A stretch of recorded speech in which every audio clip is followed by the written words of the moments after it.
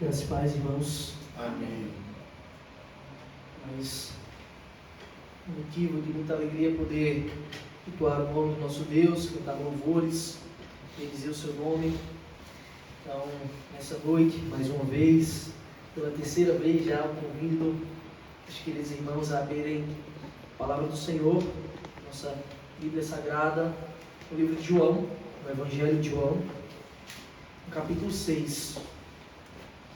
Vamos ler do versículo 22 ao versículo 40. Evangelho de João, capítulo 6. Estaremos lendo do verso 22 ao 40.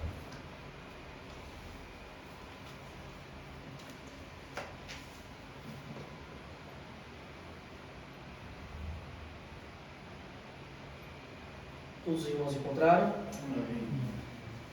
Estarei lendo, os irmãos acompanham.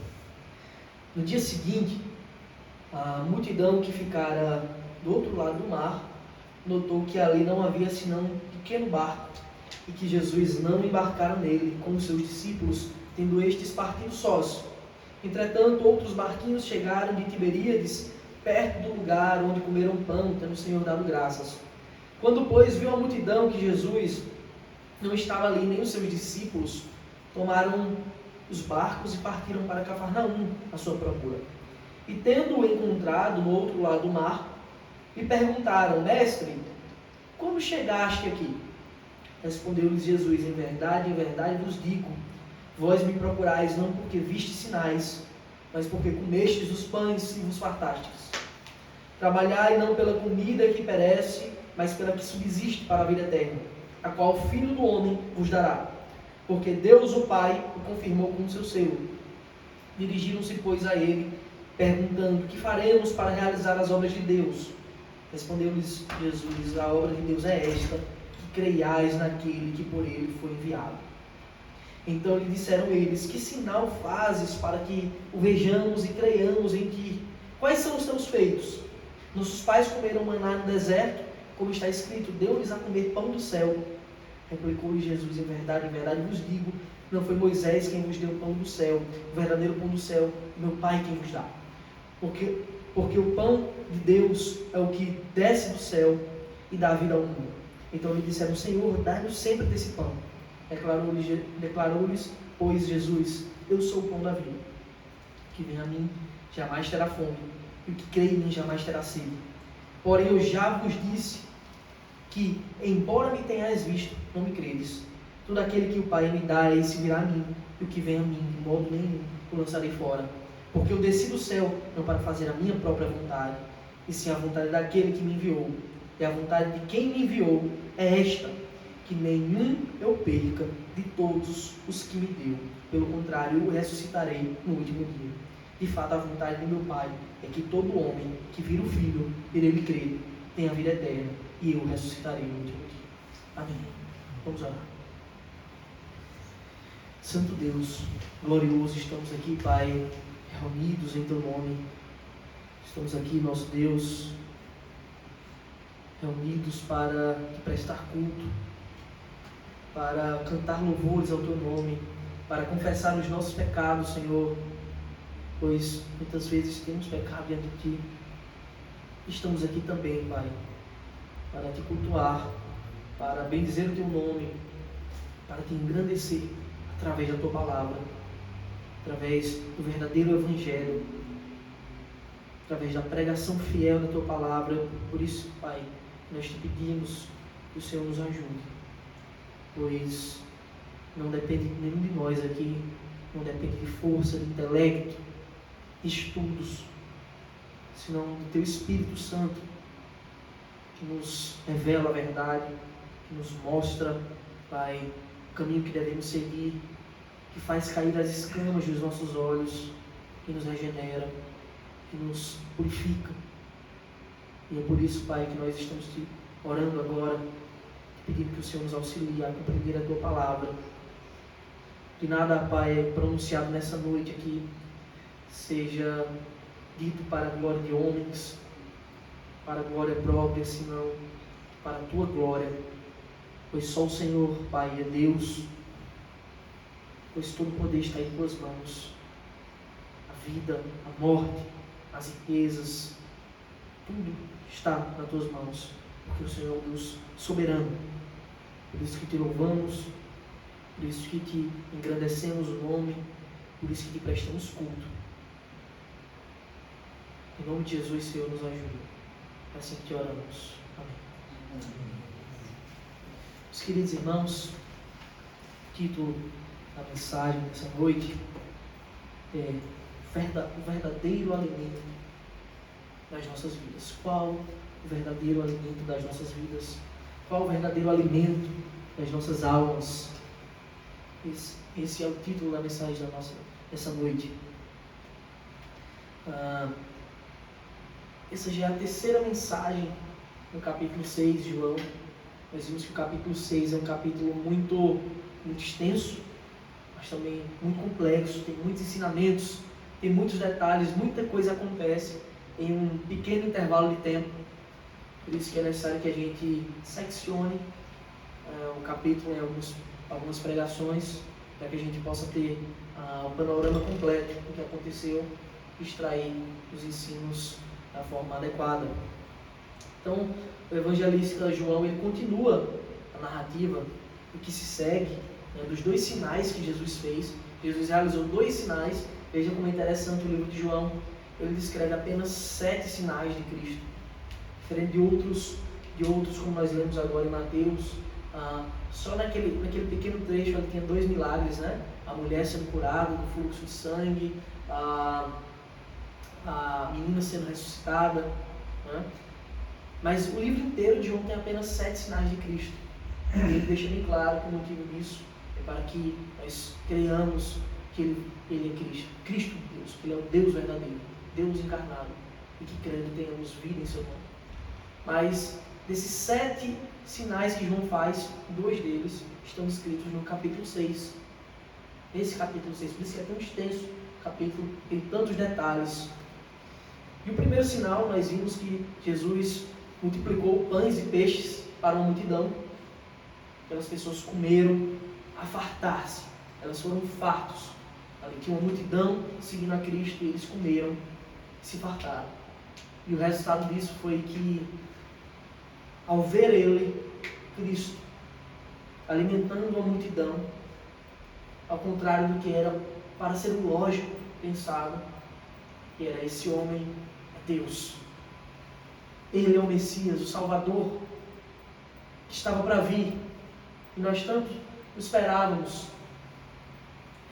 Aqueles homens, eles obscureceram o coração. Eles queriam um provedor de alimento. Eles queriam alguém que os sustentasse. Eles queriam alguém que curasse as suas chagas e enfermidades. Eles queriam um rei terreno. Eles não queriam um rei eterno. Eles queriam proclamar Cristo Rei. Nós vimos que Jesus, ele compele os discípulos a entrarem no barquinho e passar para o outro lado, fazer a travessia, e ele vai orar. E na noite é dito que Jesus vai ao encontro dos seus discípulos, e eles já estavam possivelmente a uns 6 quilômetros dentro da água dentro, e Jesus vai andando sobre as águas. E ele realiza o seu segundo sinal nesse capítulo. Cristo anda sobre as águas, mostrando que ele não só tem o poder criador dos elementos, porque ele é o Deus criador, mas mostrando também que ele tem domínio sobre essa criação, que ele anda sobre as águas, que tudo está no seu controle. E aqueles discípulos ficaram atônitos, os seus apóstolos ficaram atônitos. E a Bíblia diz porque eles não tinham ainda entendido o milagre da multiplicação. Estavam andando com Cristo, não negavam, mas nem eles ainda tinham compreendido completamente o ministério de Jesus. Então, nós vemos esses 2 grandes sinais, e o texto que se segue é imediato, né? O versículo 22 já diz assim: no dia seguinte, veja que Jesus vai andar atrás dos discípulos por sobre as águas pela noite. E no dia seguinte é o que o texto agora narra. Mas para que a gente tenha algum embasamento melhor, eu gostaria de convidar os irmãos, nesse momento, a abrirem a palavra do Senhor no livro de Êxodo, capítulo 16. Êxodo, capítulo 16. É o segundo livro da Bíblia, Êxodo.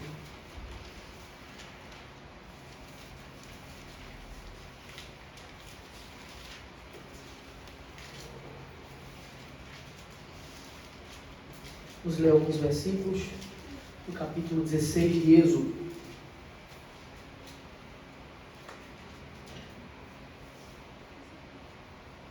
Diz assim, a partir do versículo 1 a 4. Partiram de Elim e toda a congregação dos filhos de Israel veio para o deserto de Sim, que está entre Elim e Sinai, aos 15 dias do segundo mês, depois que saíram da terra do Egito. Toda a congregação dos filhos de Israel murmurou contra Moisés e Arão no deserto. Disseram-lhe os filhos de Israel: quem nos dera tivéssemos morrido pelas mãos do Senhor na terra do Egito, quando estávamos sentados junto às panelas de carne e comíamos pão a fartar, pois nos trouxeste a este lugar para matardes de fome toda esta multidão.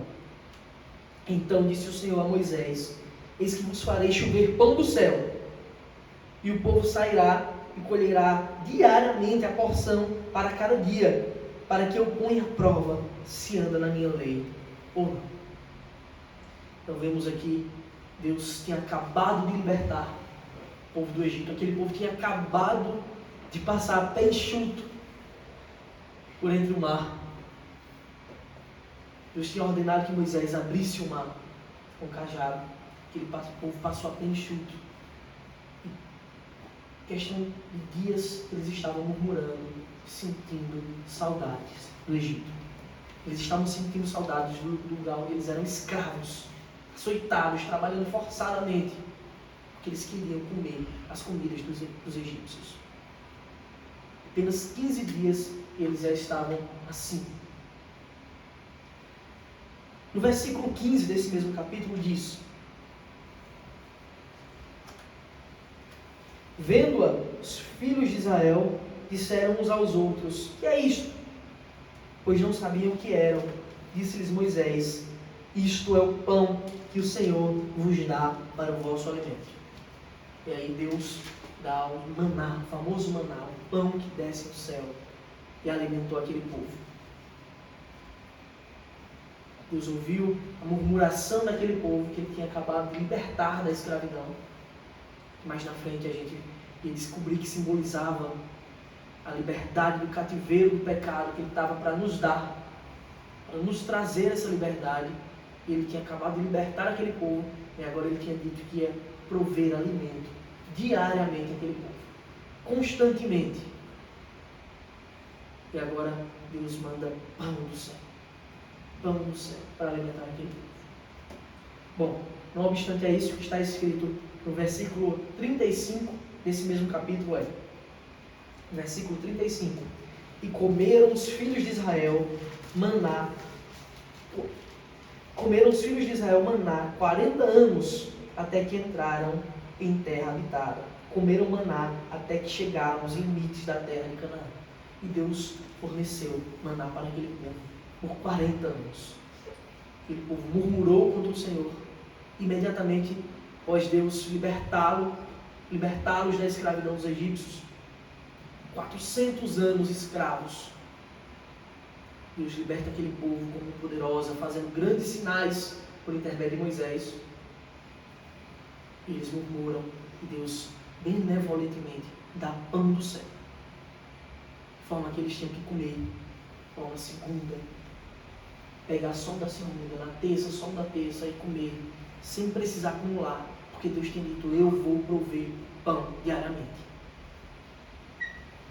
E alguns ainda rebeldemente decidiram pegar mais pão do que o necessário, e o pão apodreceu e cheirou mal. No mesmo dia, já no dia de sábado, na sexta-feira, que o sábado eles não deveriam trabalhar, Deus disse que ia dar porção dobrada para eles, e aquele pão não ia estragar, porque assim o Senhor disse.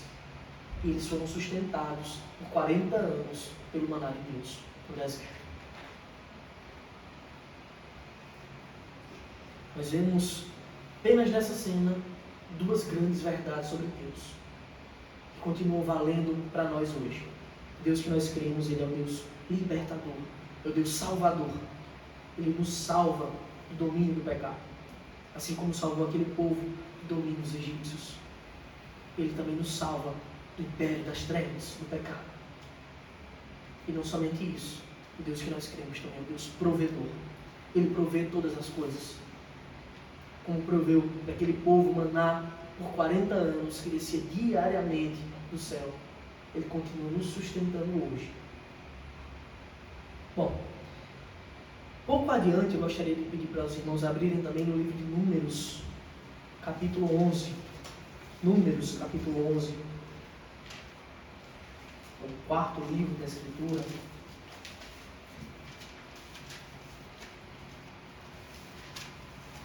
Números, capítulo 11. Eu vou ler do versículo 1 ao versículo 15. Isso aqui já são tempos depois, mas ainda com o povo peregrinando no deserto, nesses 40 anos.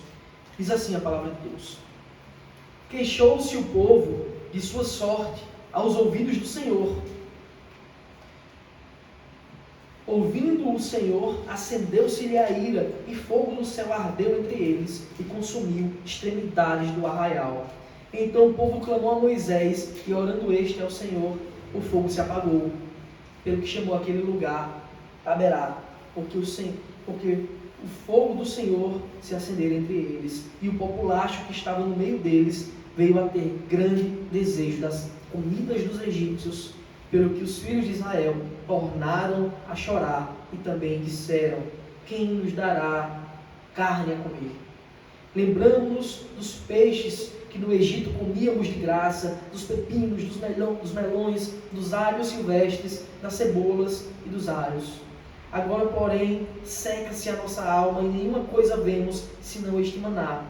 Era um maná como semente de coentro, e a sua aparência semelhante à de bdelho. Espalhava-se o povo e o colhia, e em moinhos o moía, ou num grau o pisava, e em panelas o cozia, e dele fazia bolos. O seu sabor era como o de bolos amassados com azeite. Quando de noite descia o orvalho sobre o arraial, sobre este também caía o maná.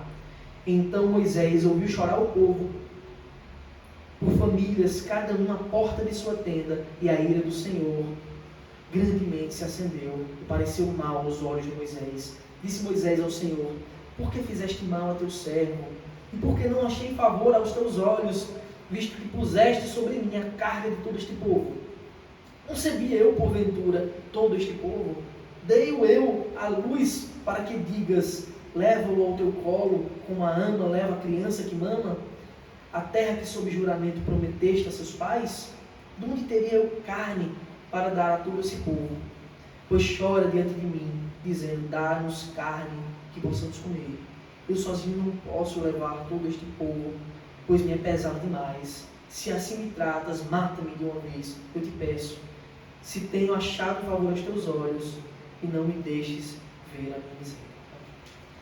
Então, fizemos aqui a reclamação do povo.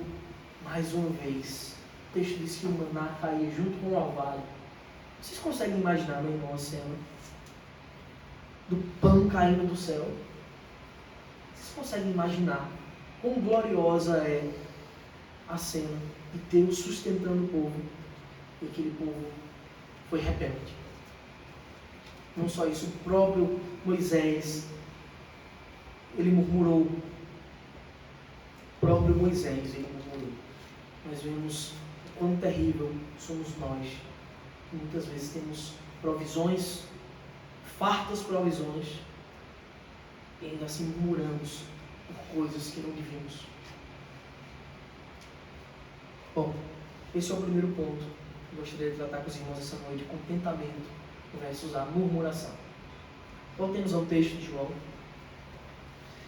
João, versículos 22 e 23, capítulo 6, versículos 22 e 23.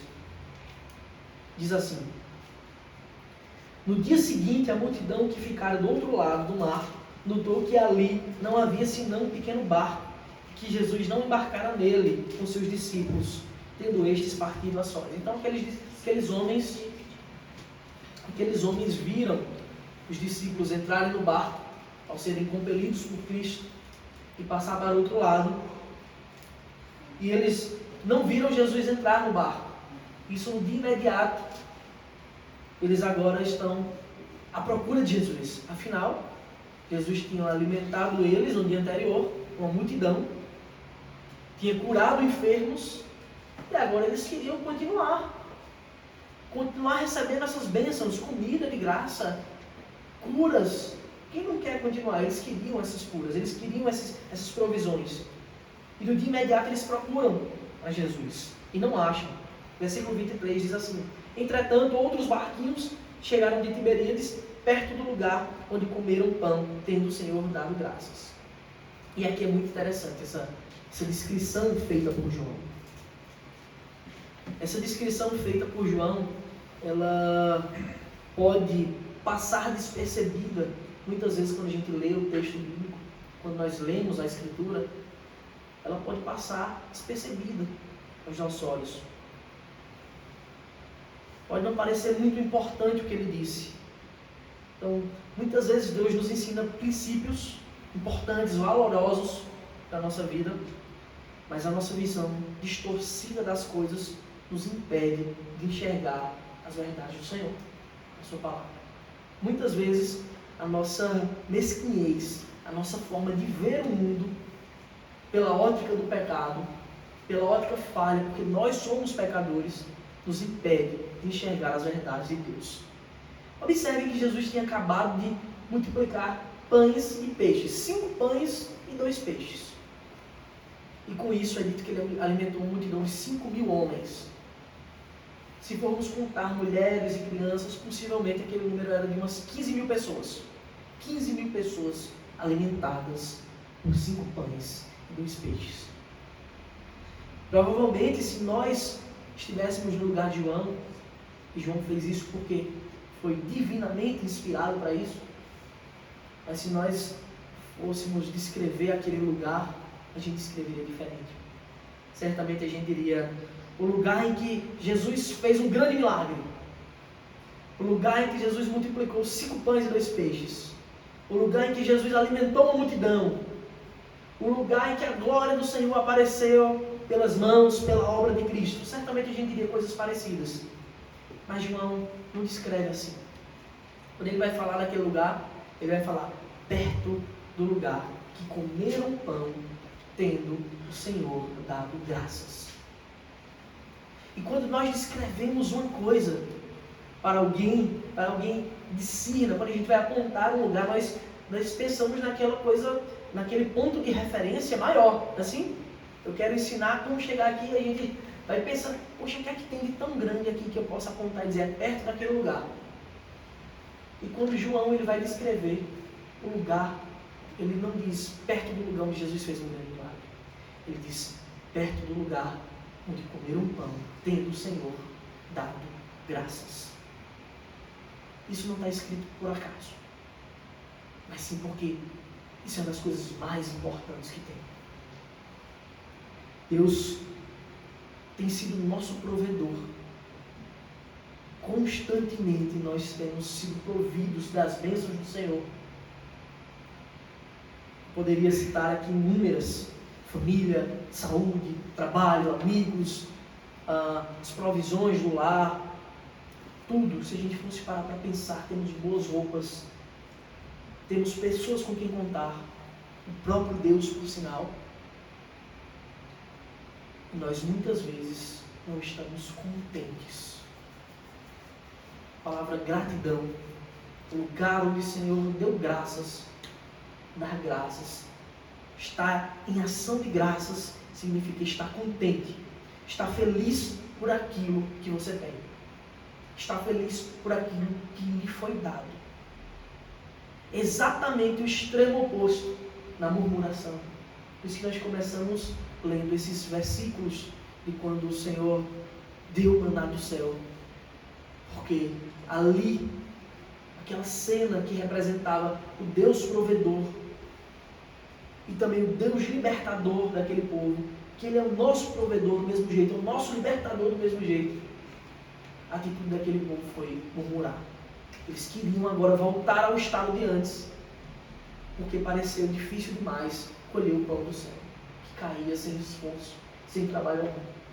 Eles sentiram saudade das comidas dos egípcios.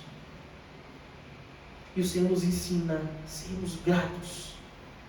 O Senhor multiplicou 5 pães, 2 peixes. Alguém poderia questionar aqui que isso não é comida. Comida mesmo é o bom caviar. Comida mesmo são as carnes dos melhores churrascos, das churrascarias, ou seja o que for. Meus irmãos, nós somos chamados para sermos gratos a Deus, porque nem o melhor pão e nem o pior nós merecemos. Nós não merecemos absolutamente nada. Mas o nosso Deus tem provido grandes coisas. Nós somos ensinados a sermos gratos. Quantas vezes a gente não se pega murmurando por besteiras? Porque minha vida não é assim, meu trabalho é uma droga, nem tem nada demais, está tudo certo. Meu trabalho é uma droga, eu não suporto mais, tenho que acordar cedo. Ou então um cônjuge, um amigo, tira um negócio do lugar e você se estressa logo, que isso devia estar aqui, não muda nada a vida da pessoa. E nós somos murmuradores. Murmuração é o extremo oposto de gratidão. Murmuração é o extremo oposto de estar contente com o que nós temos. E nós somos ensinados a estar contentes. Porque a nossa vida, nós não somos chamados a Deus, por Deus, para o Evangelho, para viver uma vida de riquezas, de glórias, para viver uma vida de esbanjamento, de luxos. Nós somos chamados para pregar o Evangelho, para glorificar ao Deus eterno e poderoso. Portanto, meu querido, os maiores ensinos que Cristo nos ensina, que a Escritura nos ensina, que você deve ser grato pelo que você tem. Você deve estar contente, porque pouco que você julga ter, você não merece nem a metade. Você não merece nem a metade. Tudo que você tem, por graça de Deus, por amor. Versículos 24 e 25 diz: Quando, pois, viu a multidão que Jesus não estava ali, nem os seus discípulos, tomaram os barcos e partiram para Cafarnaum à sua procura. E tendo-o encontrado no outro lado do mar, lhe perguntaram: Mestre, quando chegaste aqui?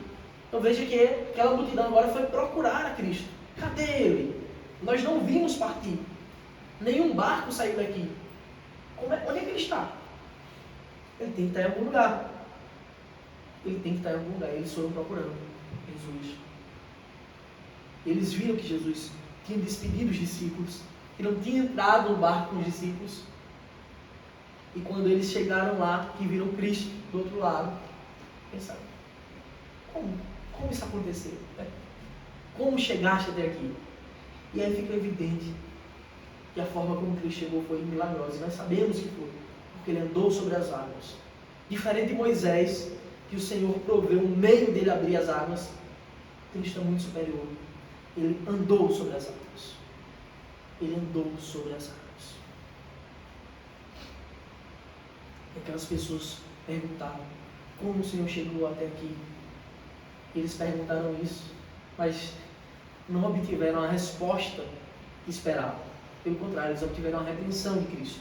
Versículo 26 diz: Respondeu-lhes Jesus: em verdade vos digo, vós me procurais, não porque vistes sinais, mas porque comestes dos pães e vos fartastes. Vocês estão me procurando porque vocês querem comer. Vocês estão me procurando porque vocês querem alguém que dê alimento para vocês. Mas o Senhor já fez isso. O Senhor já deu alimento para eles. Não só naquele momento, como no passado, quando sustentou aquele povo por 40 anos no deserto. E a resposta deles não foi: obrigado, Senhor, porque o Senhor tem nos sustentado. Não. A resposta deles foi: eu queria as carnes dos egípcios. Eu queria os peixes das comidas dos egípcios. Nem que para isso eu tivesse que ser açoitado, trabalhar o dia inteiro forçado. Mas eu queria aquela comida. O segundo ponto que eu quero tratar com os irmãos essa noite são as obras de Deus. A obra de Deus, na verdade. Qual a obra de Deus? Versículo 27 e 28 diz, Cristo continua a sua repreensão, e ele diz, trabalhai não pela comida que perece, mas pela que subsiste para a vida eterna, a qual o Filho do Homem vos dará, porque Deus o Pai o confirmou com seu selo. Dirigiram-se, pois, a ele, perguntando, que faremos para realizar as obras de Deus? Eu pergunto, por que, meu irmão? Ou por que você tem trabalhado tanto? Quando eu falo em trabalho, eu não me refiro apenas ao trabalho ordinário do dia a dia, aos estudos, faculdade, ao emprego. Me refiro àquilo que sua alma anseia. O que sua alma tanto anseia? Por que você tem empenhado esforços? Qual o seu objetivo de vida? É um texto muito conhecido, mas eu gostaria que os irmãos abrissem comigo Lucas capítulo 12.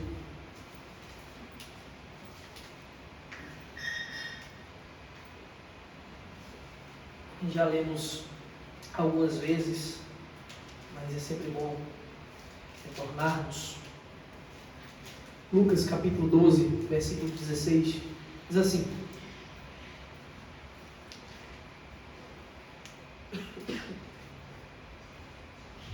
E lhes proferiu ainda uma parábola, dizendo: O campo de um homem rico produziu com abundância, e arrazoava consigo mesmo, dizendo: Que farei, pois?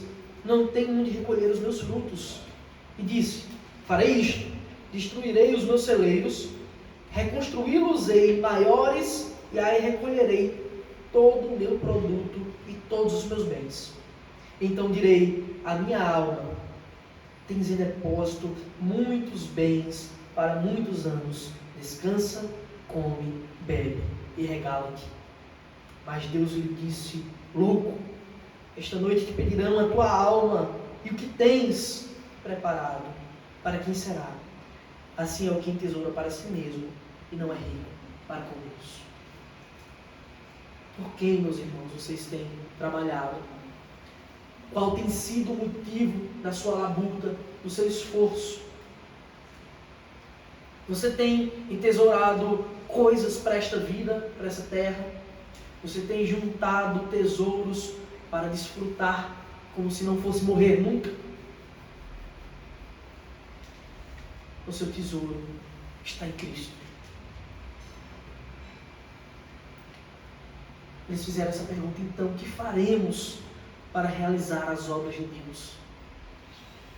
Porque eles estavam se esforçando demais para procurar Cristo, mas não por quem Ele era, e sim pelo que Ele tinha para oferecer ali, imediatamente, comida. Eles não procuraram a Cristo por quem Ele era, o Redentor, porque tinham reconhecido que Ele era o Messias, que tinham reconhecido que Ele era o Salvador.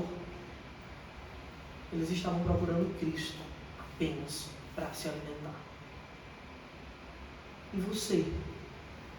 Por que você tem procurado Cristo? Que tal o perigo de grandes igrejas, grandes negócios que a gente tem visto por aí, que pregam um evangelho falso, que oferecem coisas que Deus não ofereceu, riquezas, uma vida boa, o evangelho tabajara, o evangelho dos seus problemas se acabaram. Mas não é isso. O evangelho de Cristo nos promete salvação. Salvação dos nossos pecados. Porque todos nós temos pecado contra esse Deus. O que faremos então para realizar as obras de Deus, já que estas são vãs? Isso não é um argumento para que você não se esforce no trabalho, para que você não busque melhoria de vida, mas que isso nunca, absolutamente nunca, seja superior a sua devoção a Deus, Pai. Então, o que faremos para realizar as obras de Deus? E agora Jesus vai ensinar aquele povo. Eles de fato estavam querendo saber o que é que eu tenho que fazer. Então, é muito interessante que essa é a pergunta da maioria das pessoas. Quando nós questionamos, muitas vezes, pregamos o Evangelho para alguém, elas dizem: mas eu sou uma pessoa boa, eu não faço nada demais com ninguém, não maltrato ninguém, até ajudo os pobres muitas vezes, faço boas obras, auxilio, amo meus pais, ajudo minha família, e sai dizendo um currículo enorme de moralidade que ela supostamente tem. Então, qual a obra de Deus? É muito comum nós vermos os pecadores colocando em si a responsabilidade, dizendo: eu posso, porque eu sou bom, eu mereço. Versículo 29 diz: respondeu-lhe Jesus: a obra de Deus é esta, que creiais naquele que por ele foi enviado. Veja, Jesus não está pedindo para aquele povo, como eles eram, por exemplo, no passado, escravos dos egípcios. Jesus não está dizendo: vocês vão ter que trabalhar agora forçadamente, vocês vão ter que fazer tais e tais coisas, vocês vão ter que suar bastante. Não, ele está dizendo: minha obra, a obra de Deus, consiste que vocês devem crer naquele que foi enviado. O que Jesus está fazendo aqui é tirando deles a responsabilidade. Não depende de você. Você tem que crer apenas. E mais na frente ele até vai dizer que isso é dom de Deus, a fé. Vocês precisam crer que Ele me enviou. Vocês precisam crer que eu sou o libertador, que eu sou o salvador, o redentor. Vocês precisam crer que a sua vida não é aqui. E quando esse desejo enorme de autossuficiência dos homens, do pecador, é tirado deles por Cristo, esse mesmo discurso, mais à frente eles vão dizer: duro é este discurso, quem o pode ouvir? Mas se Jesus tivesse dito: vocês têm que cumprir toda a lei cabalmente, vocês têm que guardar o sábado como ninguém nunca jamais guardou, vocês têm que fazer tudo o que eu mandar, eles teriam obedecido. Porque colocar responsabilidade neles é isso que o ser humano gosta, é isso que o ser humano quer, tanto almeja, é ser o responsável pela sua vida. Mas o que Cristo está dizendo é: trabalho de Deus consiste em crer naquele que Ele enviou, crer em mim, que eu sou o redentor. Esse é o principal ponto do Evangelho. Cristo está dizendo: a salvação é pela graça, não depende de quem quer ou de quem corre, mas depende de Deus usar a sua misericórdia. Versículos 30 e 31 dizem: então lhe disseram eles: que sinal fazes para que o vejamos e creiamos em ti? Quais são os teus feitos? Olha que interessante.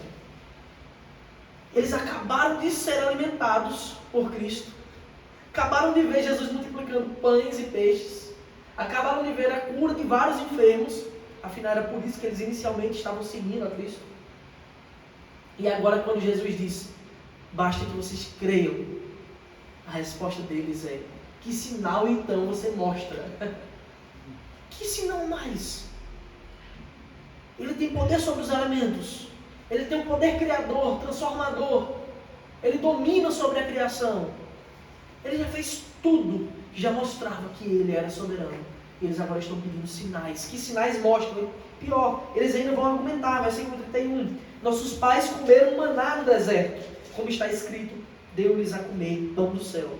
Olha, nós confiamos em Moisés porque ele deu a comer pão do céu. Na verdade, não foi Moisés que deu, foi Deus que deu o maná. Mas eles pensavam isso. E agora eles olham para Cristo e dizem: que sinal mostra para que a gente creia? E ele já tem feito tantas coisas. Mas aqueles homens estavam com um coração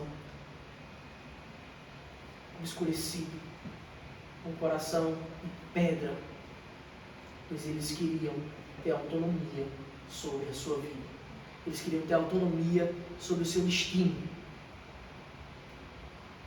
Versículo 32. Replicou-lhe Jesus: em verdade vos digo, não foi Moisés quem vos deu o pão do céu. O verdadeiro pão do céu quem vos dá é meu Pai. O verdadeiro pão do céu é meu Pai quem vos dá. Porque o pão de Deus é o que desce do céu e dá vida ao mundo. O pão de Deus é o que desce do céu e dá vida ao mundo. E nós já vimos, quando no começo do livro de João, nós vimos que no princípio era o Verbo, Ele, Cristo, e o Verbo estava com Deus, e o Verbo era Deus. Nós vimos que o Verbo se fez carne e habitou entre nós, cheio de graça e de verdade, e vimos sua glória, glória como o unigênito do Pai. Eu sou o pão que desci do céu. Cristo é o pão que desceu do céu. É isso que ele está dizendo. O verdadeiro pão do céu que nos deve o Pai.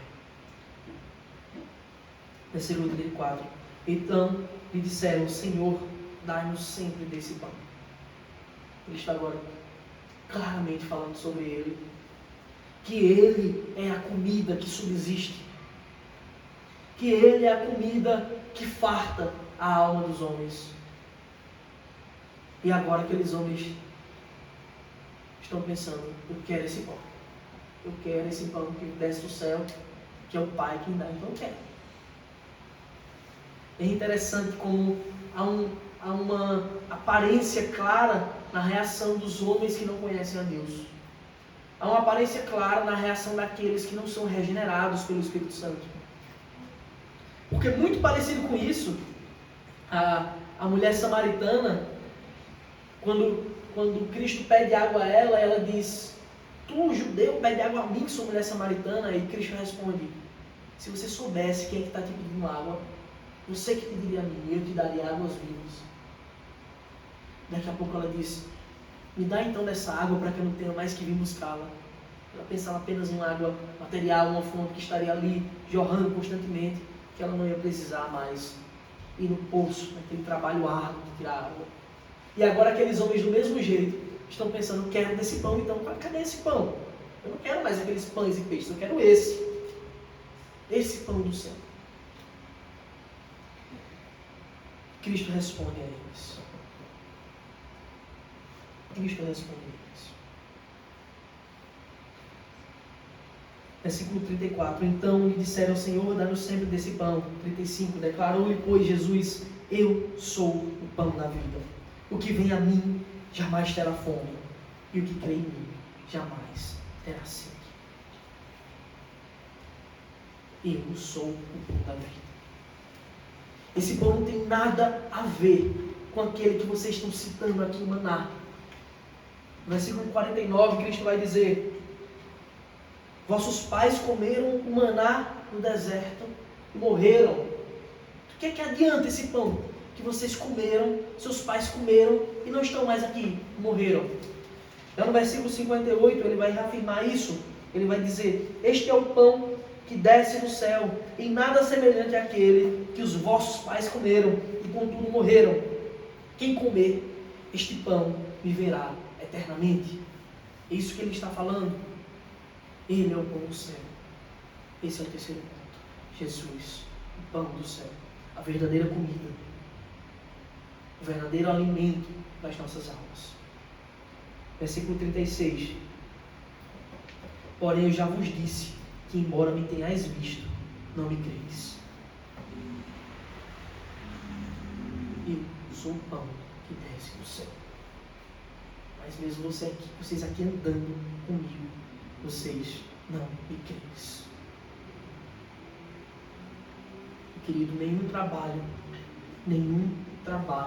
nenhuma obra servil, nada que você pode fazer pode te trazer a eternidade.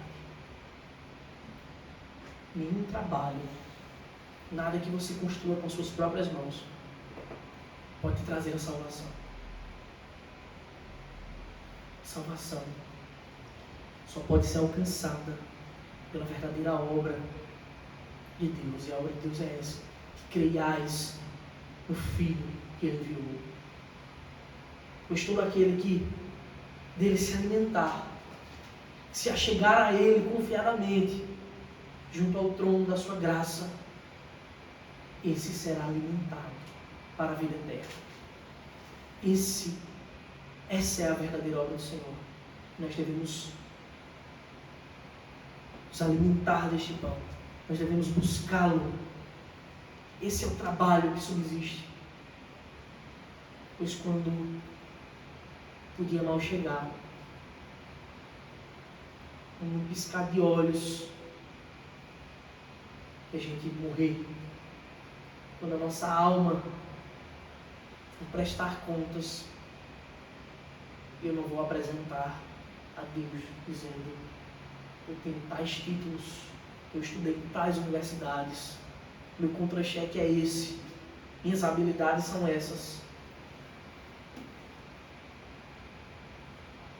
O que nós falaremos diante de Deus é: eu me alimentei do verdadeiro pão do céu, por isso minha alma permanecerá para sempre com o Senhor.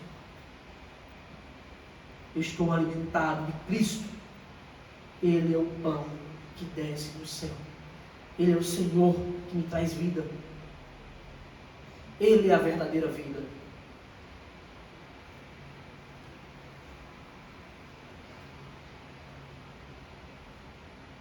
Versículos 37 e 38 diz: todo aquele que o Pai me dá, esse virá a mim, e o que vem a mim, de modo nenhum lançarei fora. Porque eu desci do céu não para fazer a minha própria vontade, e sim a vontade daquele que me enviou. E a vontade daquele que me enviou é esta: que nenhum eu perca de todos que me deu. Pelo contrário, eu o ressuscitarei no último dia. E agora temos Jesus sintetizando o Evangelho. Apenas aqui, esses 4 versículos finais, 37, 38, 39 e 40. Ele agora vai sintetizar o Evangelho. Ele já mostrou que a salvação é por se alimentar dele, é por crer na sua obra, crer verdadeiramente que ele é o nosso Redentor. E agora ele diz: todo aquele que o Pai me dá, esse virá a mim. E fica muito claro pelas suas palavras, como citei, Romanos 9 não depende de quem quer ou de quem corre, mas de Deus usar sua misericórdia. Todo aquele que o Pai me dá, esse vem a mim. Cristo disse: vocês precisam crer e me buscar. E eu convido vocês essa noite, convido vocês que ainda não decidiram, não tomaram a decisão de se achegar a Cristo verdadeiramente, não só religiosamente, mas como seu Senhor, não só de forma mecânica, mas como seu Deus verdadeiro. Você se achegar a Cristo, como ele disse, vocês precisam crer. Em contrapartida, ele continua o discurso e fica evidente que até isso, que até esse crer, não depende de você. E fica revelado que o Deus que cremos é soberano.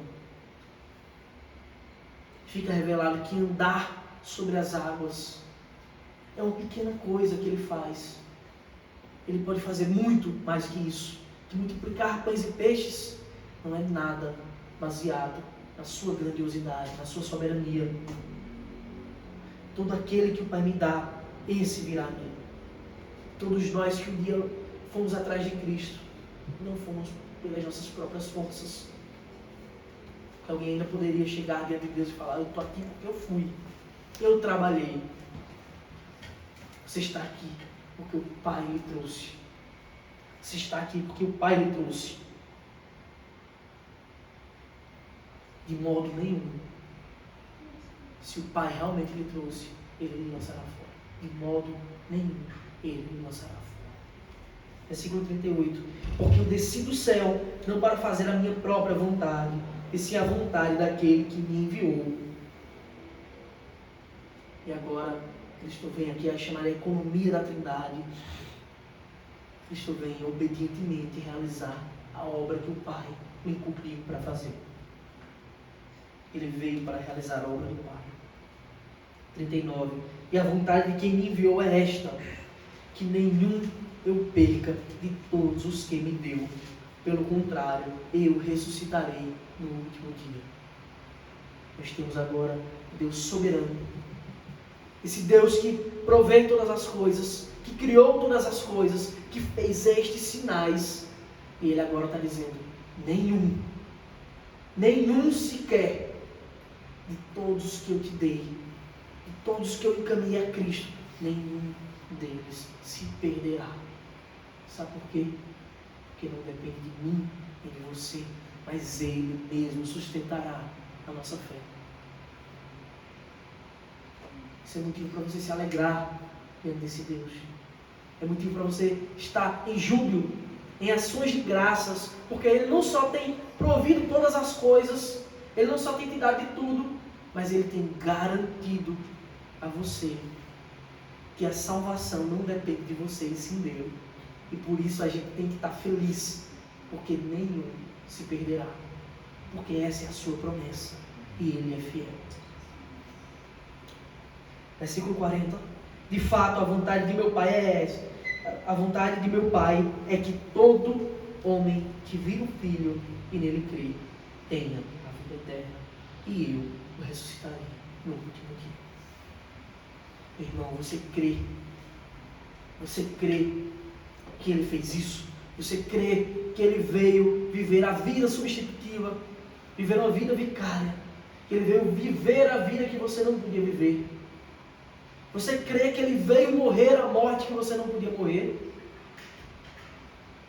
Você crê que Ele levou seus pecados na cruz de Calvário? Esse é o trabalho que subsiste por toda a eternidade. Crê naquele que enviou a Cristo. Crê em sua obra. E como promessa, nós devemos estar alegres com isso. Ele diz, e eu o ressuscitarei no último dia. De forma que não haverá mais morte, pranto, dor, tristezas, angústias, muito menos motivos para a murmuração, senão que viveremos com Ele por toda a eternidade. O Senhor Jesus te chama essa noite, que você confesse os seus pecados, que você se arrependa verdadeiramente, que você creia com todo o seu coração que Ele fez isso por nós, com a certeza que até podemos morrer, mas seremos ressuscitados para a eternidade. Amém. Vamos orar, meus irmãos.